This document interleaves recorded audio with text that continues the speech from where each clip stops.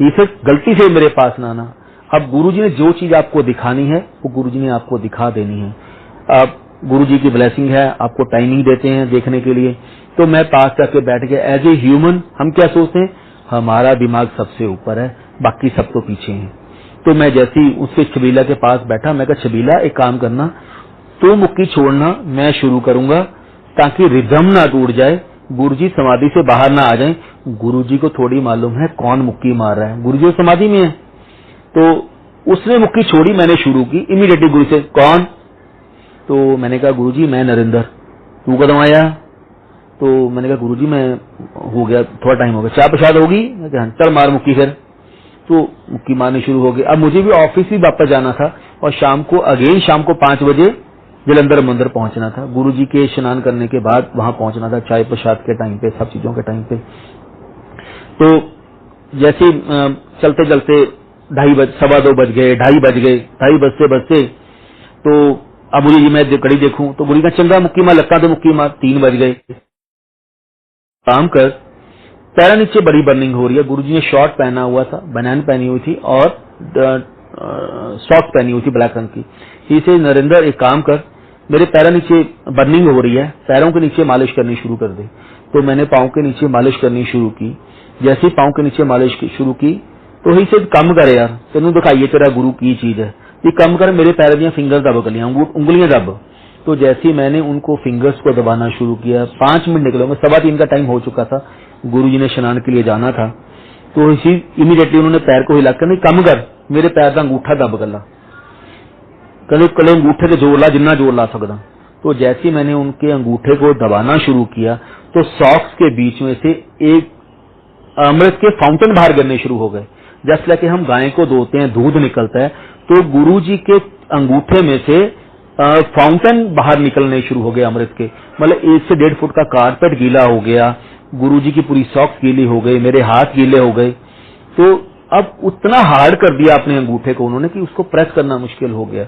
मैंने गुरु से हूं दस तेरे गुरु दी बॉडी दे विच की, कहंदे कमलिया एक लोक दिखावा है जड़ा असीं बॉडी ਲਈ बैठे हैं। क्यों, तुसी मेरे उस स्वरूप दे दर्शन नहीं कर सकते जो मैं है।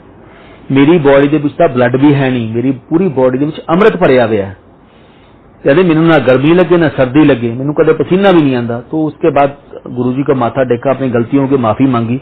ही से देख तेनू पता होना चाहिए ना तेरा गुरु किड्डी बड़ी पावर है। मैं एक ओम हूं, एक ओंकार हूं, एक लाइट हूं, एक ज्योत हूं, मेरे से ऊपर कुछ नहीं है। मैं अपनी मर्जी से आता हूं और अपनी मर्जी से जाता हूं। ऐसे ही गुरुजी के पास बैठे थे। कई बार हम लोग दिल्ली से पंजाब से आना तो एक सोचते थे हमें मथुरा वृंदावन जाना है, कृष्ण जी की जन्मभूमि है, कृष्ण जी भी विष्णु जी का अवतार हैं, इतनी दूर दूर से लोग आते हैं तो हमें भी जाना है। तो हमने बैसाखी के ऊपर प्रोग्राम बनाया। 1 हफ्ते का प्लान था कि मैं यहाँ घूमने आएंगे, आगरा घूम के आएंगे, सब जगह जाएंगे।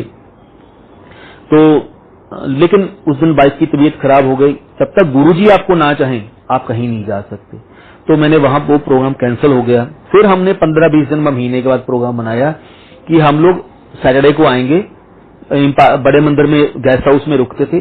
संडे को सुबह सुबह 5 बजे चलेंगे, शाम को 5 बजे तक हम लोग एम्पायर स्टेट पहुंच जाएंगे नहा धो के, ताकि गुरुजी ने तो 6 बजे गेट खोलना है। तो सैटरडे को गुरुजी के साथ, संडे को गुरुजी रोकेंगे, संडे को हम लोग मथुरा वृंदावन होके आ जाएंगे। तो सैटरडे मॉर्निंग जब हम लोगों ने चलना था, रात को वाइफ को ड्रीम दिखाते हैं अराउंड 2:30 पे कि हम लोग एम्पायर स्टेट में आ रहे हैं। जैसे ही एम्पायर स्टेट में एंटर करते हैं तो एक छोटी सी जगह जहां पे आंटियां बैठती हैं सीढ़ियां उतरने से पहले ही, तो लेडीज जो बुजुर्ग होते थे वो वहां बैठते थे। तो वहां पे गुरुजी लेटे हुए थे। गुरुजी कभी कभी पिल्लो लेके वहीं पे लेट जाते, जैसे एक छोटा बच्चा लेटा होता है गुरुजी वहीं लेट जाते थे। तो गुरुजी लेटे हुए हैं, मैंने गुरुजी को माथा टेका। तो जैसे मेरी वाइफ ने, डिम्पल ने माथा टेका तो गुरुजी कहते, डिम्पल आंटी तेने चरणों की सेवा की है कदे? कहते गुरुजी मैंने कभी नहीं की। तेनू आंधी करनी थी सेवा? नहीं गुरुजी मुझे नहीं आती, चल मैं तेनू सिखाना। तो जैसे इसने पांव को प्रेस करना शुरू किया, गुरुजी ने शॉर्ट पहनी हुई है, कोई बनैन पहनी हुई है, सॉक्स पहनी हुई है ड्रीम में। तो जैसे इसने प्रेस करना शुरू किया, थोड़ा सा ज्यादा जोर लगा दिया, पंजाबी हाथ से। तो इमीडिएटली गुरुजी ने, आंटी होली मेरी बॉडी बड़ी सेंसिटिव है, कोई हड्डी हुड्डी तोड़ देंगी तू मेरी। तो ड्रीम में बातें कर रहे हैं, हंस रहे हैं। तो गुरुजी ने बताया धीरे धीरे प्रेस करना है, ऐसे प्रेस करना। गुरुजी इससे सेवा करवा रहे हैं। 10 से 15-20 मिनट निकले। थोड़े टाइम के बाद गुरुजी के चरणों से ब्लैक मार्बल की एक 2 से 2.5 फुट की मूर्ति प्रोड्यूस हो गई। तो वो कृष्ण जी की मूर्ति थी जो वृंदावन में आज भी लगी हुई है। वो गुरुजी के चरणों से निकली। तो जैसे ही गुरुजी के चरणों से निकली, वाइफ ने बोला कि गुरुजी ये तो कृष्ण जी की। कहने आंटी बोली जानी हुंदा, नज़ारे देखी जांदे ने गुरुआं दे, देखी चल तू अगे। तो देखते देखते गुरुजी ने आंटी इनू फड़ तो मेरे पेट से रख दे। तो चरणों से उठाई, पेट पे रख दी, वो पेट में समा गई गुरुजी के। तो जैसे उठे तो गुरुजी उसके उठने के बाद चल आंटी लंगर कर दें। तो एक तरफ गुरुजी ने वाइफ के कंधे पे हाथ रखा, तो दूसरी तरफ गुरुजी के भतीजे गौरव के कंधे पे हाथ रखा ड्रीम में और चल पड़े। जैसे ही आगे एम्पायर स्टेट की किचन के पास पहुंचे तो गुरुजी का जो रूम है, गुरुजी का रूम राधा कृष्ण के मंदिर में कन्वर्ट हो गया। यानी कि रोजेस से और मोगरे से पूरी डेकोरेशन हुई है। राधा कृष्ण लाइव खड़े हैं, कृष्ण जी बांसुरी बजा रहे हैं, राधा जी भी हंस रहे हैं, कृष्ण जी भी हंस रहे हैं। तो वाइफ कहते गुरुजी ये तो राधा कृष्ण है, इनके आगे तो कर्टन करते हैं कि अगर इनकी आंखों से आंखें मिल जाएंगी तो कृष्ण जी साथ चल पड़ते हैं। तो गुरुजी कहते आंटी एमिनी अंकल नूं परेशान कर, मैं बिठल दर्शन करने ने। बिठल अपा बिठल ही इत्थे बुलाता। तब वाइफ को पहली बार पता लगा कि कृष्ण जी को बिठल भी बोलते हैं। तो गुरुजी कहते आंटी बिठल दर्शन अपा बिठल नूं इत्थे बुलाता, एवं अंकल नूं परेशान करी जानी।